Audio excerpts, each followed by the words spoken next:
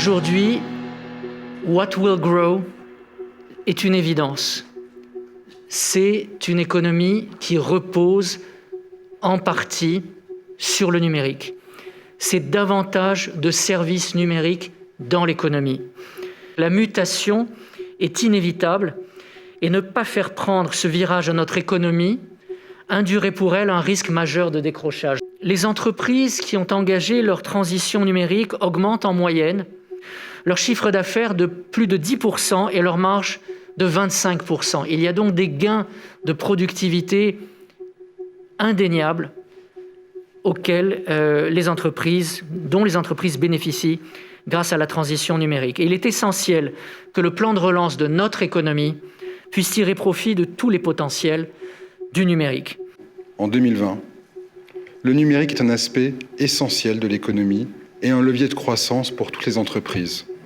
Or, nous faisons aujourd'hui un constat commun avec le MEB, avec la MAF, avec le CSA, le Conseil économique, social et environnemental, et la FEDEM. Ce constat, c'est que notre économie, nos entreprises, ne bénéficient pas assez du potentiel du numérique. Cela est dû à 3 facteurs. Tout d'abord, notre écosystème numérique n'est pas assez robuste en principauté. Ensuite, trop peu d'entreprises monégasques ont réalisé leur transition numérique. Enfin, Monaco ne dispose pas d'assez d'entreprises numériques. Le secteur du numérique n'est pas assez fort en principauté. Aujourd'hui, on parle de ICO, Initial Coin Offering. On a une économie dématérialisée. On a une économie qui se finance notamment par des dispositifs de levée de fonds, ICO, STO, Security Token Offerings, grâce à la blockchain. Et c'est ce texte de loi qui nous permet aujourd'hui d'attirer de nouvelles entreprises, notamment numériques, mais pas exclusivement, et de créer chaque année un certain nombre d'emplois, de la valeur ajoutée pour la principauté.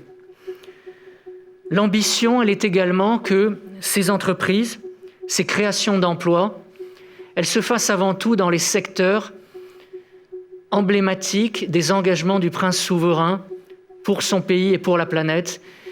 Et bien évidemment, nous privilégierons, pour les projets qui nous seront proposés, des projets avec une composante environnementale et développement durable forte, en adéquation avec les valeurs que porte Monaco et son souverain, que je remercie de cet engagement de très longue date.